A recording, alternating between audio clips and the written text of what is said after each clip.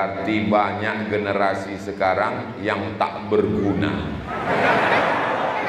Ini judulnya, generasi yang berdaya guna. Supaya jangan sampai generasi sungai luar ini generasi yang tak berguna, menghabiskan uang orang tua, menghabiskan beras emaknya, menyusahkan bapaknya, memenuhi penjara Pak Kapolres. Itu tidak ada di sungai luar. Orang sungai luar nih semuanya baik-baik.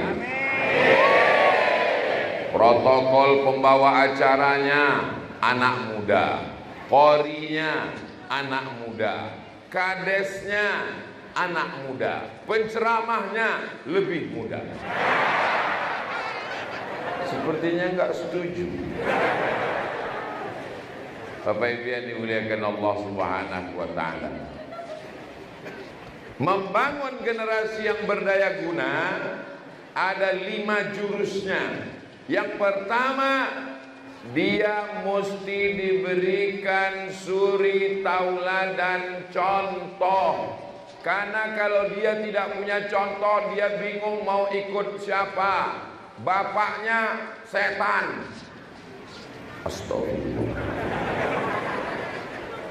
Bapaknya mabuk, sakau, pakai celana pendek, tidak hormat kepada ulama. Ibunya rambut macam sarang tawon, tidak pernah menempelkan kening ke lantai bersujud kepada Allah. Generasi ini bingung mau ikut siapa. Tapi generasi muda sungai luar ini punya contoh yang baik. Bapaknya sopan-sopan, baik-baik, santun-santun. Ibunya solihah-solihah semuanya. Tidak menyatu antara laki-laki dan perempuan. Di sini laki-laki semua, tak ada perempuan. Di sini perempuan semua, ada beberapa laki-laki.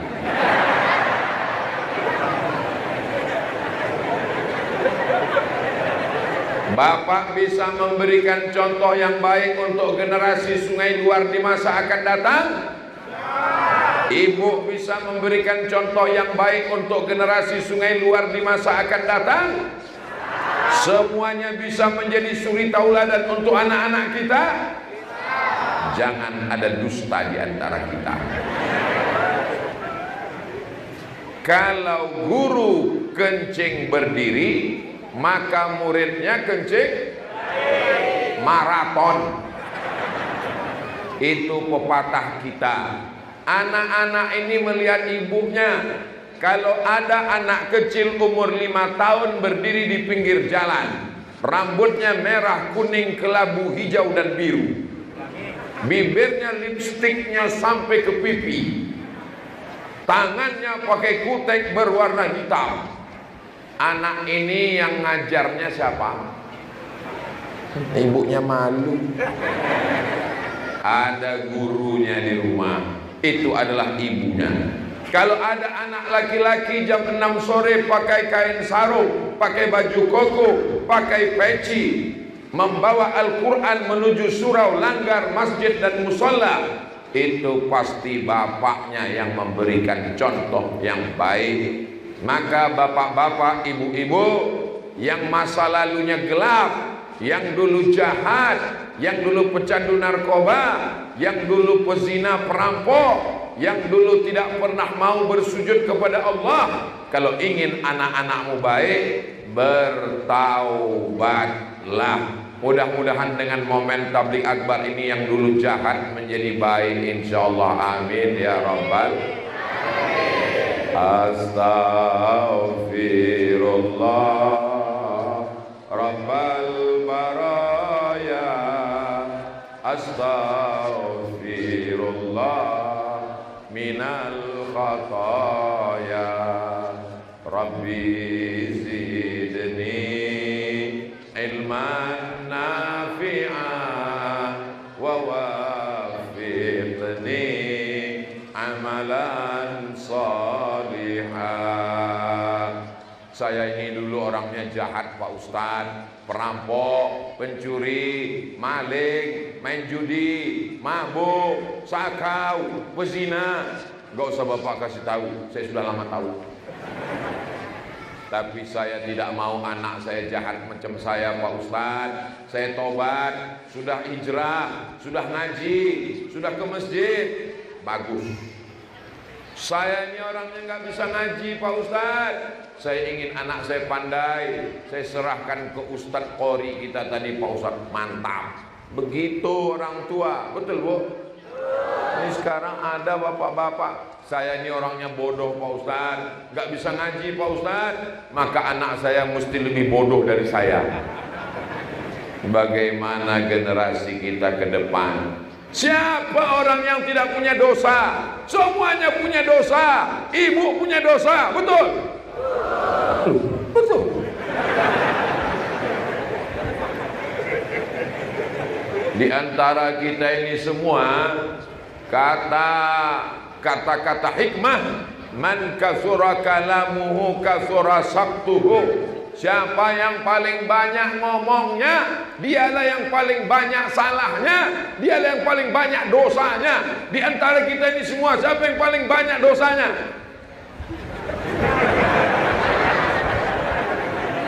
Makanya saya ini ceramahnya nggak panjang. Karena kalau makin lama bicara, makin banyak silap, salah dan dosa. Mudah-mudahan semua dosa saya diampunkan Allah Subhanahu wa ta'ala. Allah mengampunkan dosa saya karena ketulusan hati Bapak Ibu jamaah Sungai Luar ini semua, insya Allah. Sungainya mana? Ada di luar. Oh, pantas namanya Sungai Luar. Nama Pak Kadesnya laut. Pak Baharudin. Bahar itu artinya laut. Maka saya dengan mantap ini. Desa dipimpin oleh laut.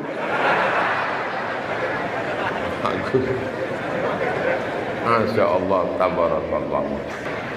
Bapak Ibu yang dimuliakan Allah Subhanahu wa ta'ala, An-Nisa imadul bilad, perempuan tiang negara. Masjid ini kokoh karena ada tiang 4 di tengah dan tiang-tiang di samping. Yang 4 Ustaz kok tahu? Jelas. Yang di samping saya lupa ngitungnya. Tapi yang jelas kalau tidak ada tiang, na'udzubillah, roboh bangunan ini. Bapak memang penting, tapi ibu super penting. Bapak pergi ke laut mencari ikan, pergi bertanam karet, pergi mengurus sawit. Ibu yang mengurus anak. Ibu pernah mewakilkan ke bapak? Belum pernah. Kata bapak, untuk anak yang pertama ini kamu yang ngandung ya Bu? Ya. Nanti yang kedua aku. Tidak bisa. Untuk bulan ini kamu yang menyusukan anak ya Bu? Ya. Bulan kedua nanti aku. Gak bisa. Ibu-ibu yang luar biasa, ibu yang berhijab berjilbab panjang, ibu yang tidak pernah tinggal sholat tahajud, ibu yang mendoakan anaknya di setiap malam, ibu yang meneteskan air mata. Tadi saya lewat ada ibu-ibu memegang anak, air matanya. Oh, saya nggak tahu apakah dia haru atau kakinya keinjak. Saya melihat ada ibu-ibu menggendong anaknya sambil berdoa. Ustaz kok tahu? Saya kan melihat dari dalam. Begitulah ibu-ibu di Sungai Luar ingin agar anak kecil di bawah, anak kecil sampai duduk di atas apa itu? Oh, lari deh. Anak-anak kecil di bawah semuanya. Padahal ini jam genting. Ini jam-jam segini ini kan jam genting ini. Ini jam segini ini jam yang paling mengerikan. Ibu-ibu di rumah persiapan untuk sinetron nanti malam. Mau-maunya mereka datang kemari hanya untuk mendengarkan tausiah. Ya Allah, jadikanlah ibu-ibu Sungai Luar ini istiqomah dan anaknya anak-anak yang soleh-soleh. Masya Allah, tengok tuh anak soleh. Oh, langsung ngilang dia. Dipasangkan baju koko, dipasangkan peci, berkerumun di tengah orang ramai, didekatkan ke Ustadz, tolong pegangkan kepala anak saya Ustadz. Saya kalau sudah melihat ibu-ibu membawa anak kecil, saya sedang melihat almarhumah ibu saya 30 tahun yang lalu saat membawa saya kenduri maulid, membawa saya ke tempat para ulama, membawa saya ke majelis-majelis pengajian. Agaknya begitulah emakku dulu. Maka saya tak pernah menceramahi ibu-ibu. Saya hanya merasa sedang bercerita di depan ibu-ibu saya. Melihat ibu-ibu, teringat ibu kita. Bagus. Asal jangan melihat bini orang, lupa bini kita. Itu yang tak bagus. Bapak Ibu yang dimuliakan Allah Subhanahu wa ta'ala, bapak yang baik itu seperti bibit, diletakkan di tanah yang baik, maka tumbuhlah bunga-bunga yang harum semerbak, indah dipandang mata. Seperti mana? Ini bunga di depan saya ini. Subur memang sungai luar ini, sampai dalam masjid tumbuh bunga. Tolong selesai acara dipulangkan ke panitia. Tanah yang tandus akan mengeluarkan tanaman namanya kaktus. Dilihat bunganya tidak enak, dicium hidung bengkak. Nabi Ibrahim alaihissalam tidak pernah diceritakan tentang bapaknya yang baik, diceritakan tentang bapaknya yang jahat, namanya Azar. Wa iz qala Ibrahimu li abihi Azar. Ingatlah ketika Ibrahim berkata kepada bapaknya Azar, atattakhidhu asnaman alihah, kenapa engkau menciptakan berhala? Bapaknya tukang buat berhala, penyembah berhala. Tapi anaknya menjadi baik. Kenapa? Ibunya baik. Nabi Musa alaihissalam tidak pernah diceritakan tentang bapaknya dalam Al-Quran.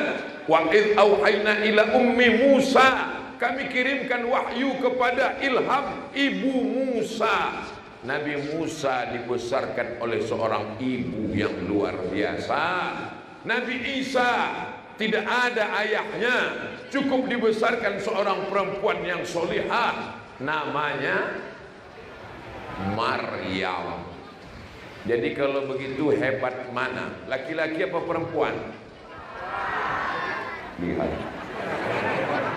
perempuan luar biasa. Perempuan bisa membesarkan Ibrahim, perempuan bisa membesarkan Musa, perempuan bisa membesarkan Isa, dan perempuan membesarkan Sayyidina Muhammad sallallahu alaihi wasallam. Karena 2 bulan dalam kandungan meninggal bapaknya. 2 bulan dalam kandungan meninggallah ayahnya. Tapi karena seorang ibu, maka jangan macam-macam dengan ibu. Dengan seorang ibu anak menjadi qori, dengan seorang ibu anak menjadi ulama, dengan seorang ibu anak menjadi generasi yang berdaya guna, dengan seorang ibu anak menjadi anak yang soleh. Makanya syarat untuk dapat generasi yang berdaya guna, ibunya mesti baik.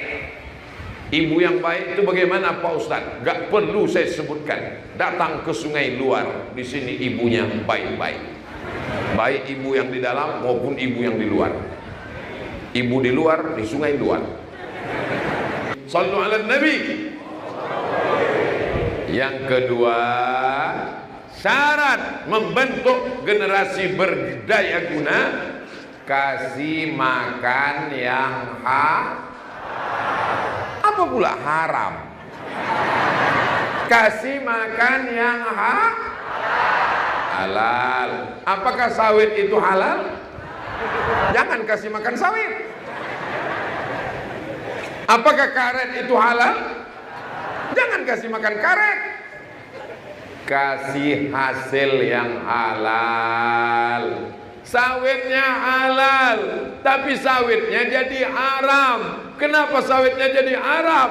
Sebesar apapun tandannya, beratnya tetap 50 kilo. Kita pun duduk di situ 50 kilo. Kenapa? Memang timbangannya di setel 50 kilo. Karetnya halal, tapi hasilnya jadi haram. Kok bisa? Karetnya kecil, diletakkan di timbang 100 kilo, dibelah batu bata di tengah. Ikannya halal, dibuka insangnya merah, padahal sudah 5 kali mati dari laut. Kenapa tetap merah? Dioles macam-macam. Ikan asinnya halal, tapi hasilnya haram. Kenapa ikan asinnya jadi haram? Karena lalat pun tidak mau mampir ke ikan asin. Kenapa? Ikan asinnya sudah disemprot formalin. Formalin itu di atas formulir. Ikan asin disemprot formalin, tidak busuk-busuk, tidak berulat. Lalat dan ulat pun tahu itu bukan makanan mereka. Kasihan jamaah yang tak tahu.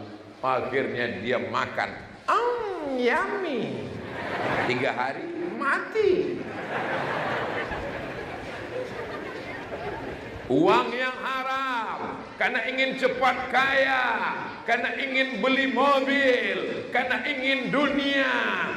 Pulang ke rumah, dibelikan ke beras, masuk rice cooker, dikasih air. Setelah 1 jam dibuka, dimakan. Belum jadi nasi, rupa mencet. Setelah dipencet, tunggu sejam, diambil nasi. Allahumma barik lana fima razaqtana wa qina azabannar. Sepiring nasi berubah menjadi setetes darah. Darahnya masuk ke dalam jantung. Dari jantung menyembur naik ke atas otak. Jantung ini menyemburkan darah.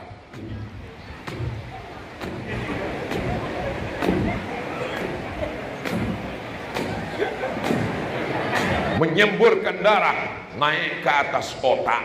Kalau jantung berhenti berdetak, jantungnya normal detaknya. Tapi kalau sedang jatuh cinta, dia 3 yang membuat tidak normal. Pertama, jatuh cinta. Yang kedua, jatuh tempo. Yang ketiga, dia menjadi tidak normal ketika kotak sedekah sudah mulai mendekat. Kalau nggak percaya, lihat nanti. Lihat nanti nggak lama lagi keluar kotak sedekah. Nah, itu kan udah mulai. Nah, mulai. Itu yang belakang sana jantungnya udah nggak normal. Hop. Hop. Darah yang menyembur dari jantung, darah haram. Gara-gara sepiring nasi haram naik ke otak. Ayatnya Bapak Ibu semua hafal. Nasiyatin kazibatin khoti'ah. Kita ulang sekali lagi. Nasiyatin kazibatin khoti'ah. Nasiyatin ubun-ubun bagian depan. Saya cuma mau ngasih tahu, saya belum beruban.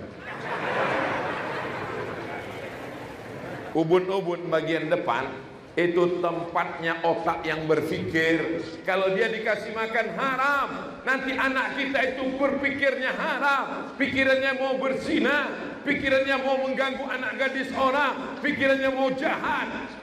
Lalu dikatakan kenakalan remaja. Bukan kenakalan remaja, guys. Ini kenakalan orang tua. Karena bapaknya yang ngasih makanan haram. Saya heran anak saya ini Pak Ustaz. Baru saya kirim ke pesantren seminggu, udah lari. Saya masukkan ke sekolah, gurunya angkat tangan, udah gak sanggup. Ini tidak lain tidak bukan gara-gara anak dikasih makan Ada orang warisannya belum dibagi, meninggal bapaknya, warisannya belum dibagi, istrinya belum dapat, anaknya belum dapat. Kata kakek saya, ayah ibu saya, cucuku ini Abdul Somad, kalau dibawa jalan-jalan ke rumah si Anu, jangan kasih dia makan di sana. Bawa kue dari rumah, bawa nasi dari rumah, bawa ikan dari rumah, jangan makan di sana. Ibu saya heran, emak saya heran, kenapa ya? Itu kan masih keluarga, kenapa dia nggak boleh makan di sana? Karena mereka belum berbagi harta warisan. Aku takut cucuku ini nanti makan haram. Kalau dia makan haram, nanti otaknya gelap, hatinya kelam, tak bisa membedakan mana yang baik, mana yang buruk. Jelas? Jelas ibu? Jangan kasih anak makan Subhanallah walhamdulillah wa la ilaha illallah wallahu akbar wa la haula wa la quwwata illa billahil aliyyil azim. Itu tauhid kita. Anak kita nanti tidak gila, tidak gila merasa diri lebih suci, merasa diri lebih hebat, merasa diri lebih senior, merasa diri lebih kaya. Karena dia diajarkan subhanallah, yang suci hanya Allah. Dia nanti menjadi anak yang berterima kasih, bersyukur pada Allah. Nafasnya, jantungnya, otaknya, dia akan berkata alhamdulillah. Dia tidak gila dibesarkan.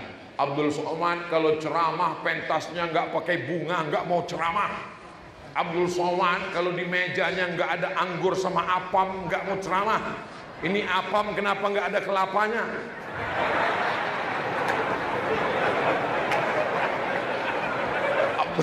Saya memang ceramah, tapi saya perhatikan juga. Abdul Somad kalau ceramah nggak dikasih minuman 2 botol, nggak mau ceramah. Abdul Somad kalau nggak dipuji-puji, nggak ditulis namanya 2 meter, profesor, haji, LC, DESE, PhD. Kalau Pak Kades sampai salah sebut, nggak mau ceramah. Itu namanya ustaz gila pujian. Yang besar itu hanya Allah. Allahu Akbar. Dan kita tak punya apa-apa. La haula wala quwata illa billah. Tadi malam pulang tausiah, habis kena hujan di Batu Tilam. Sampai kami di Batu Tilam, maghrib kena hujan, jalan macet, jalan tanah liat. Akhirnya jam 1 malam baru makan. Mau tidak mau terus lanjut perjalanan ke Indragiri Hilir, karena sudah janji kalau sampai saya tidak datang, maka Ustadz Dr. Junaidi akan ditarik-tarik sampai copot tangan dan kakinya. Malam tak dapat ditolak, untung tak dapat diraih. Malam tadi menggigil saya, badan dingin, panas dingin, Masya Allah. Akhirnya dibangunkan Ustadz Junaidi, Ustadz Jamal, Ustadz Tatang. Makan saya. Kata mereka ini Ustadz Somad sedang demam, dia makannya tak bisa banyak. Dikasih mereka nasi sedikit, saya tambah 2 kali. Enak kali makan tadi malam. Apa makanannya? Makanannya daun ubi, sambal terasi, ikan asin. Itulah makanan yang paling lezat di dunia. Habis makan 2 piring, tertidur, sehat walafiat. Saya yakin itu karena doa jamaah dari Sungai Luar ini. Mereka berdoa tadi malam, ya Allah, sehatkan Ustadz Somad supaya besok sore dia datang kemari. Setelah dia tausiah di sini, terserah mau sakit-sakit lagi nggak apa-apa. Kita nggak punya daya, kita nggak punya apa-apa. Wala haula wala quwwata illa billahil aliyyil azim. Itu namanya tauhid. Apa pula tauco? Tauhid. Tauhid artinya satu. esa, tunggal, tidak berbilang, tidak nyembah pokok kayu, tidak nyembah laut, tidak nyembah hantu, tidak nyembah binatang, tidak nyembah jimat, tidak minta kepada setan, tidak minta kepada apapun. Tauhid, la ilaha. Ini sekarang banyak orang kemana-mana bawa keris kecil, diletakkan di dompet. Mau menghadap pejabat, dioles-oles. Mau menghadap orang kaya, pegang. Begitu duduk, tusuk patah. Oh, Ustaz Somad anti keris. Datang ke rumah saya ke Pekanbaru, saya tunjukkan keris-keris saya. Keris saya banyak. Dari mulai keris yang terbuat dari besi, sampai yang terbuat dari batu, sampai yang terbuat dari emas ada. Yang itu enggak saya tunjukkan. Saya tempel di dinding. Pedang saya suka koleksi. Batu cincin suka. Tapi saya tidak meyakini keris dan batu cincin itu memiliki kekuatan-kekuatan. Itu Ustaz pakai cincin, iya. Tapi saya nggak yakin dia punya kekuatan apa-apa. Pakailah cincin berwarna hijau, maka wajah Anda akan hijau. Apa ini? Kalau cuma hijau, pokok pisang pun hijau. Pakailah cincin berwarna merah, maka mata Anda akan merah. Kalau cuma mata merah, ikan busuk pun merah matanya. Saudaraku yang dimuliakan Allah, kita mulia karena dimuliakan Allah.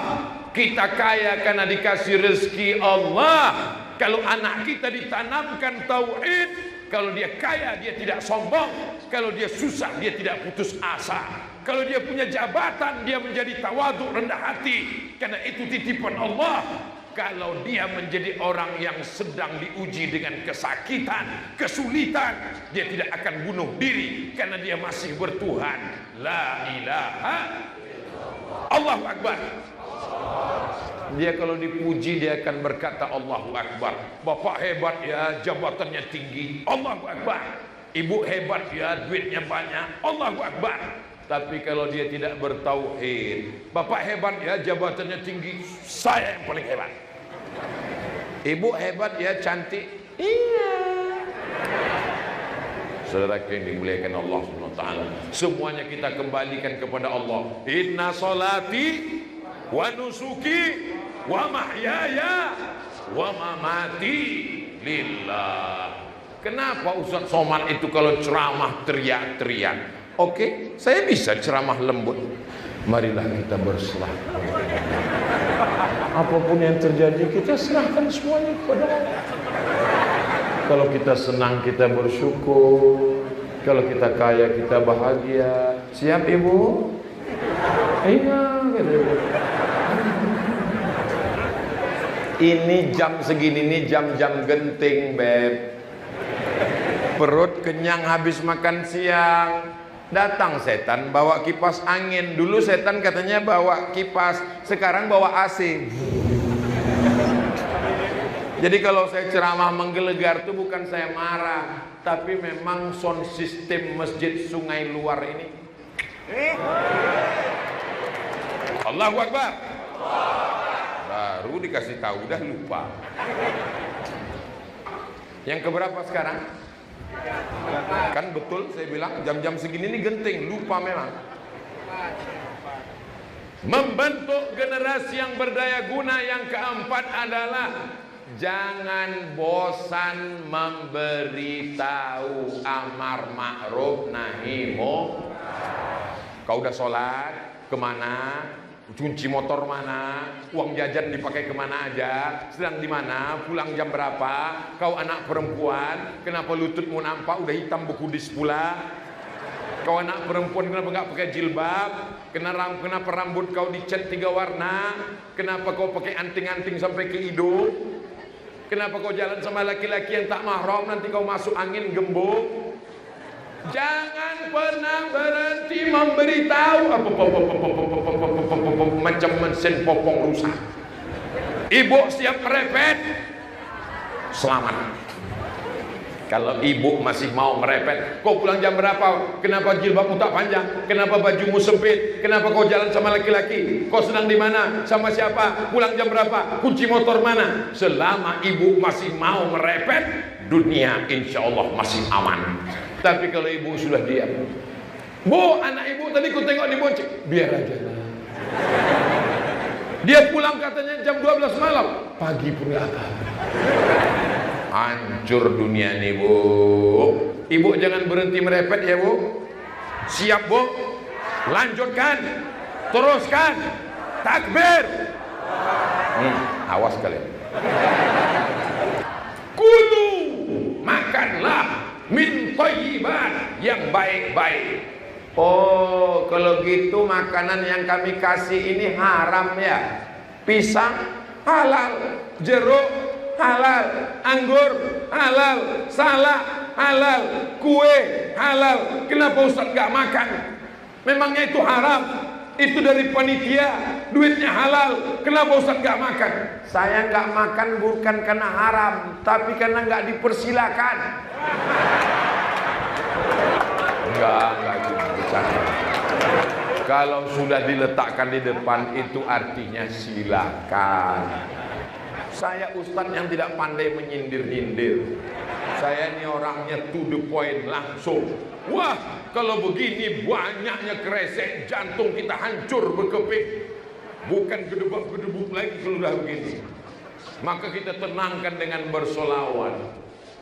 Maulaya salli wa sallim daiman abada ala habibika khairil khalqi kullihim Muhammadun sayyidul kaunaini wa thaqalaini wal fariqaini min urbin wa min ajami. Maulaya salli wa sallim daiman abada ala habibika khairil khalqi kullihim antal habibul ladzi turja syafa'atuhu li kulli hawlin minal ahwali tahami. Maulaya salli wa sallim daiman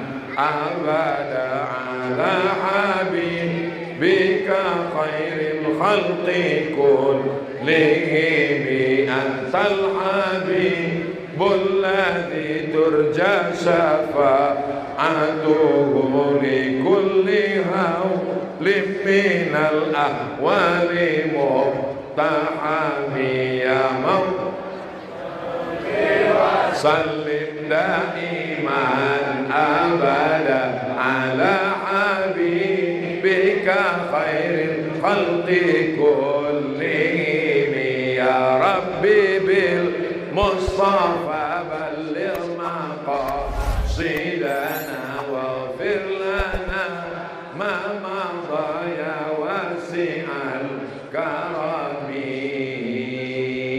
Dengan banyak berzikir maka hati menjadi Ibu kalau hatinya gak tenang, gundah gulana, kacau balau, banyak-banyak berzikir. Istighfar, zikir. Sholawat, zikir. Tasbih, zikir. Tahmid, zikir. Takbir, zikir. Baca Quran, zikir. Sholat, zikir. Tapi zikir bukan sholat. Sholat itu zikir. Allahu Akbar, kita ngingat Allah, tapi zikir bukan sholat. Jangan dibalik. Nanti pas diajak sholat, ayo sholat, aku sudah sholat. Itu zikir, bodoh. Itu bukan sholat. Sholat itu ada tegaknya, ada takbiratul ihramnya. Tapi dalam sholat itu ada zikir. Tapi zikir bukan sholat. Dalam sholat ada zikir. Aqimis sholata li zikri. Dirikan sholat untuk berzikir mengingat aku. Tapi zikir bukan sholat. Setelah bersolat kita berzikir. Di dalam sholat kita zikir. Setelah sholat kita zikir. Dari sholat subuh ke sholat zuhur kita zikir. Dari sholat zuhur ke sholat asar kita zikir. Dan majelis kita ini adalah majelis zikir. Kita menyebut ayat Allah, kita menyebut Rasulullah, kita mengingat Allah. Masya Allah, langsung datang. Lengkap, dipersilakan langsung. Gimana mau makan sedang ceramah? Bapak Ibu yang dimuliakan Allah Subhanahu.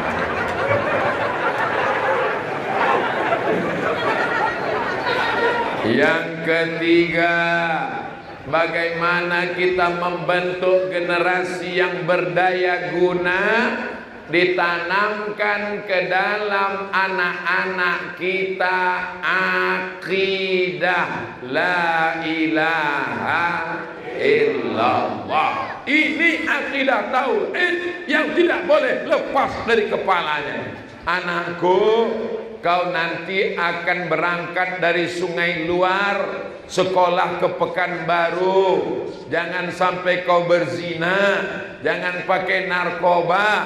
Nanti kalau kau mati kau akan dihisab, kau akan masuk neraka. Yang melihatmu bukan aku jauh di Sungai Luar, tapi kau diperhatikan oleh dia. Siapa dia? La ilaha illallah. Itu tauhid yang ditanamkan saat anak kita lahir. Bapak yang membisikkan ke telinga anak itu, kepalanya di sebelah kiri, kakinya di sebelah kanan, telinganya sebelah kanan dekat ke mulut. Allahu Akbar, Allahu Akbar. Jangan buat macam itu, terkejutlah dia. Itu contoh aja. Allahu Akbar, Allah.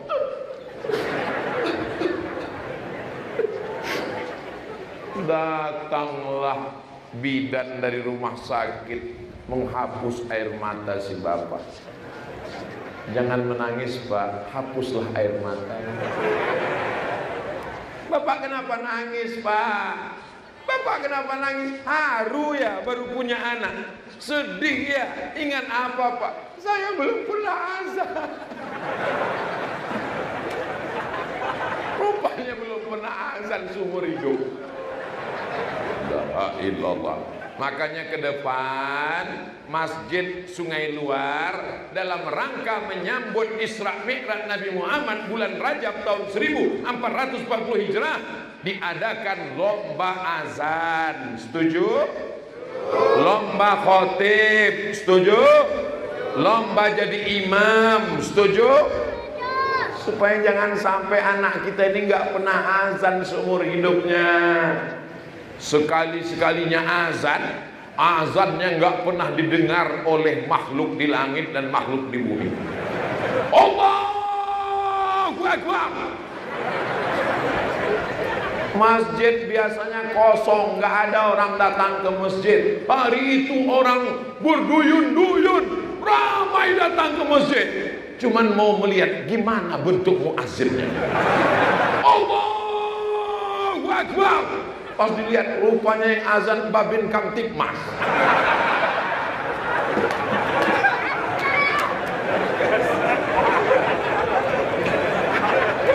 Bapak Ibu yang dimuliakan Allah, kadang perlu azan seperti ini. Ini kenapa banyak surau langgar musola sepi kosong? Karena azannya terlalu slow.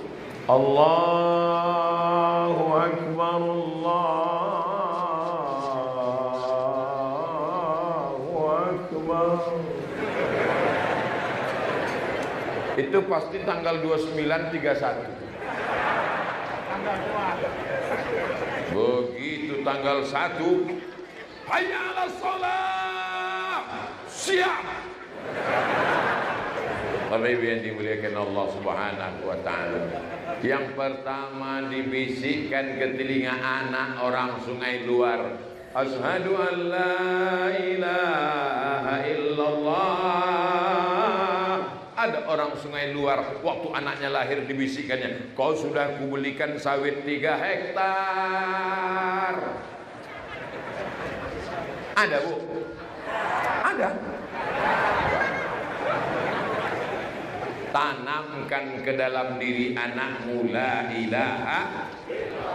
Jangan kau ganggu anak gadis orang. Nah, Allah melihatmu.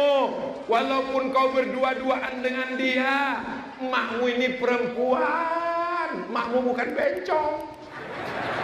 Aku perempuan nak, kakakmu perempuan, adikmu perempuan, nanti adikmu perempuan. Allah melihat kalau kau mengecewakan orang, kalau kau berdiri di atas kekecewaan orang, maka suatu saat kekecewaan itu akan didatangkan Allah juga kepadamu.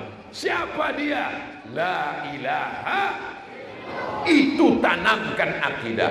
Ini banyak ibu-ibu sekarang cepat tidur, cepat tidur, cepat tidur, nanti datang hantu. Apakah hantu itu ada? Ragu. Hantu itu ada. Siapa bilang hantu itu ada? Hantu ada kan, Bu? Hantu ada katanya. Hantu, Nyi Blorong, Nyi Roro Kidul, Sundel Bolong, Dracula, Suster Ngesot, itu semuanya jin. Apa namanya? Jin. Apakah jin itu ada? Ada. Oh, celananya ada kok.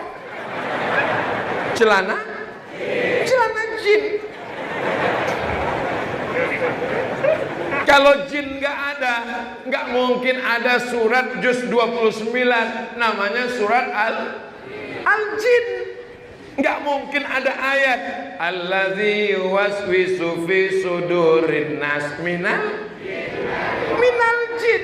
Itu menunjukkan jin itu ada. Makanya jin itu di dalam toilet kamar mandi dia sudah menghidupkan kamera streaming. Dia mau men-streamingkan kita di kamar mandi, ditonton seluruh jaringan jin, namanya youtubejin.com. Tapi begitu kita baca doa, langsung channelnya mati. Doanya, Allahumma inni a'udzubika minal khubusi. Jadi siapa yang lupa baca doa itu, wah ditonton seluruh jin.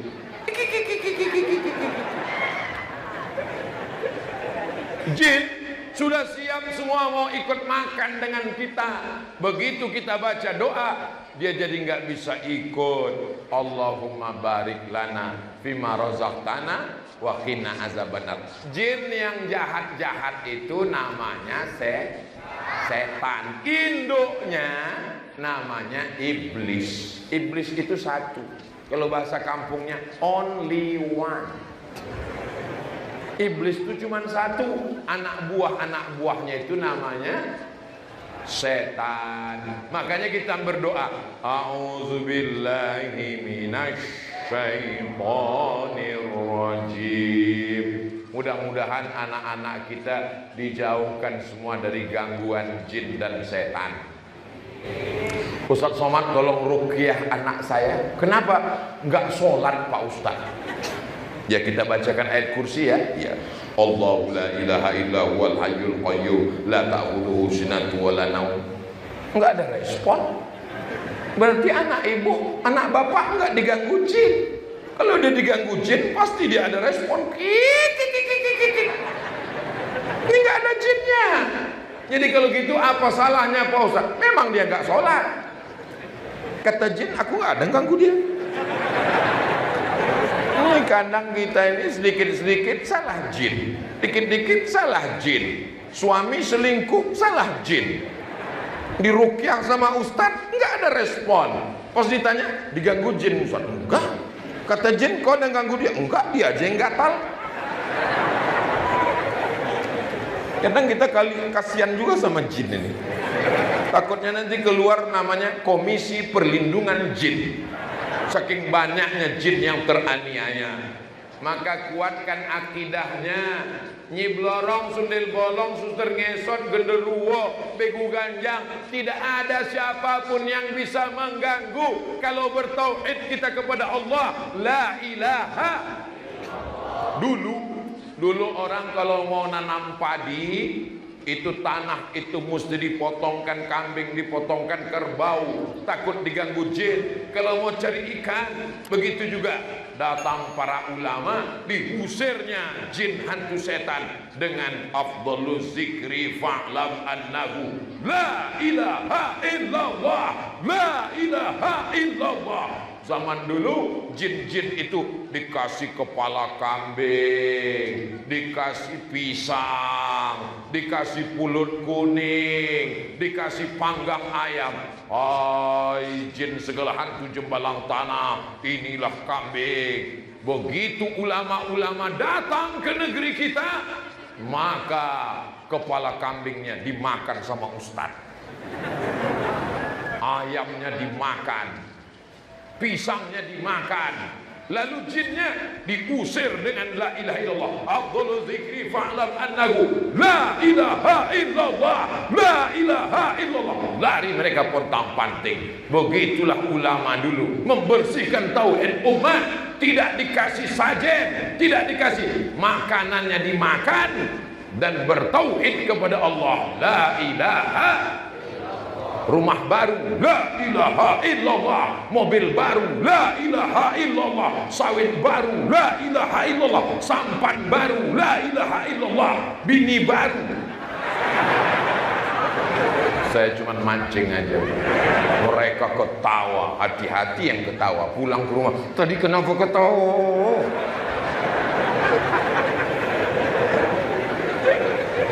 Mudah-mudahan anak-anak muda Sungai Luar yang pacaran segera putus. Taman riwayat kalian. Lebih 40 orang, lebih 400 orang, hampir 4.000 orang di dalam masjid. Orangnya habis berwudu dalam keadaan suci, di majelis yang suci, bersama orang baik, di tempat paling suci. Semua yang pacaran-pacaran anak muda putus.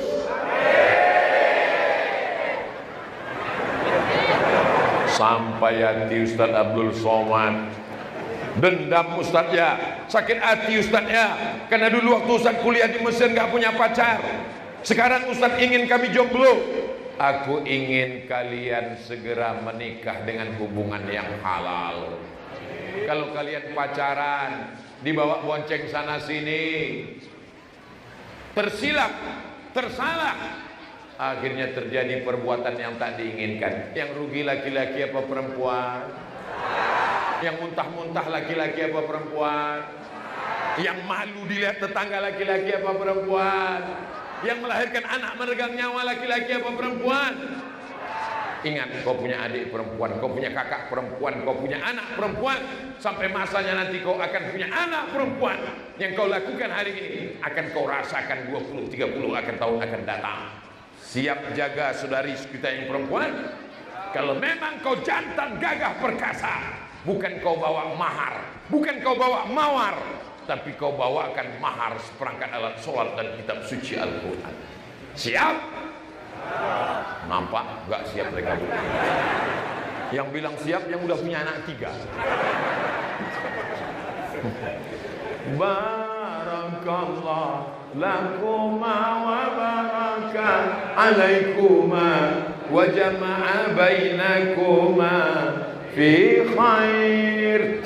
Kepada seluruh tamu undangan dipersilakan untuk datang ke atas pentas menyampaikan doa kepada kedua mempelai. Datanglah kan mempelai. Lalu ada satu anak muda di sana melihat, apa kata dia? Mestinya aku yang di sana.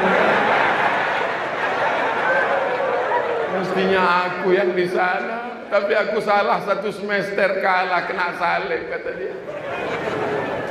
Di atas pentas majelis yang suci, di saat itu si bapak mestinya dengan lembut berkata, hai Abdul Ghafur, saya kalau mau jadi saksi nikah itu saya tanya dulu calon mempelai laki-laki namanya siapa.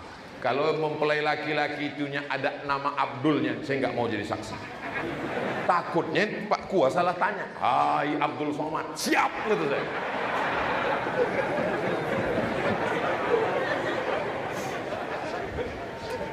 Mestinya acara itu acara sakral, suci.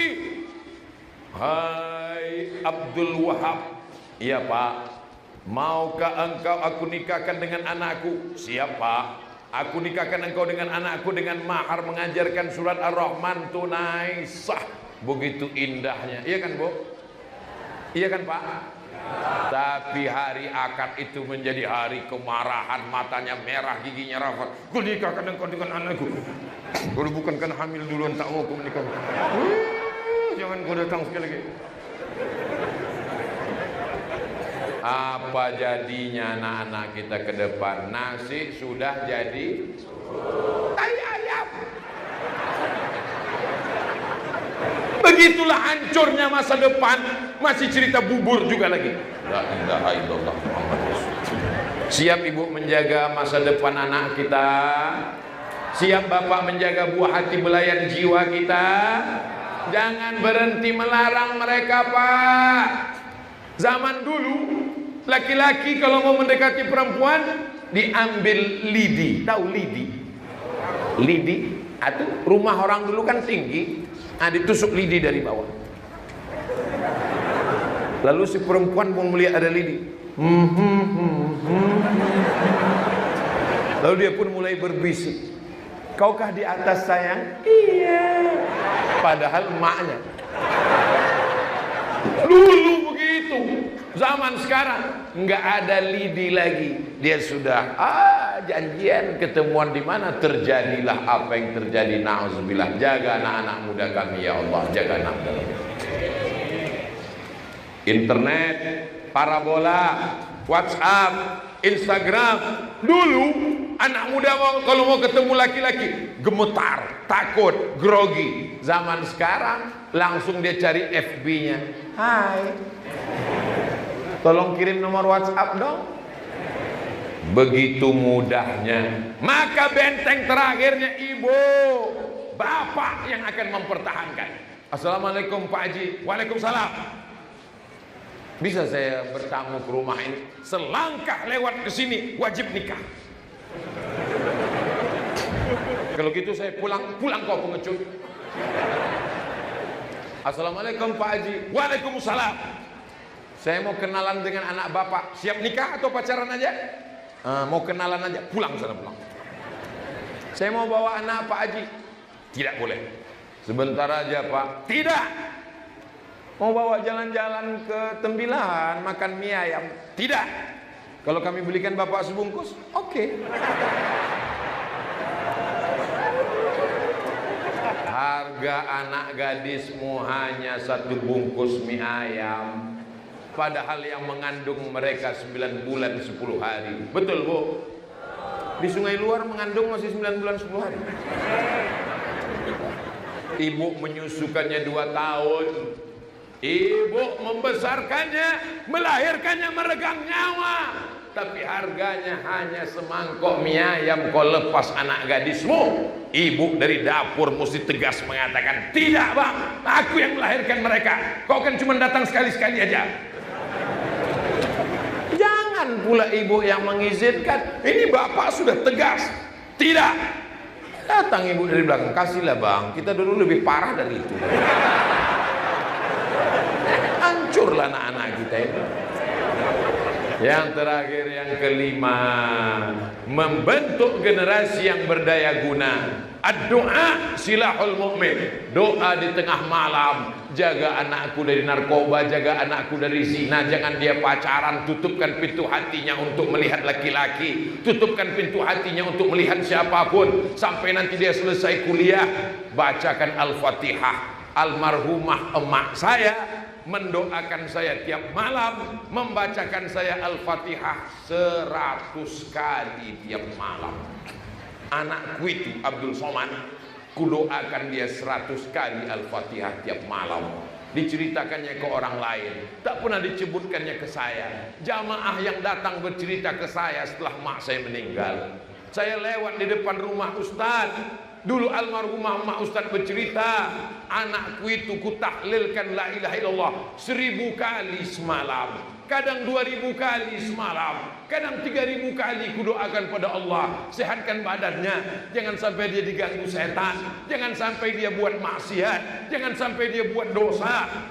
Barulah saya paham, apa yang saya terima hari ini itu doa ibu, doa ibu, doa ibu. Ibu panggil anak ibu dengan panggilan, jangan panggil dengan kata-kata, karena kata-kata ibu akan menjadi doa. Anak setan, jadi setan betulan. Untung anak itu tak pandai menjawab. Kalau anak itu menjawab, hei anak setan, iya ibu setan. Kalau mau panggil dia, calon kajari sini, calon bupati, calon gubernur. Panggil dia dengan yang baik-baik, doakan dia. Tidak ada doa yang lebih makbul daripada doa ibu. Man ahaqqun nas bi husni suhbati. Siapa orang yang paling layak menerima waktiku? Ummuka. Summa man? Ummuka. Summa man? Ummuka. Ibu luar biasa. Sampai hari ini saya tetap mendoakan ibu dan ayah saya, keluarga saya. Saya yakin dan percaya saya bisa sehat hari ini berjumpa dengan bapak ibu.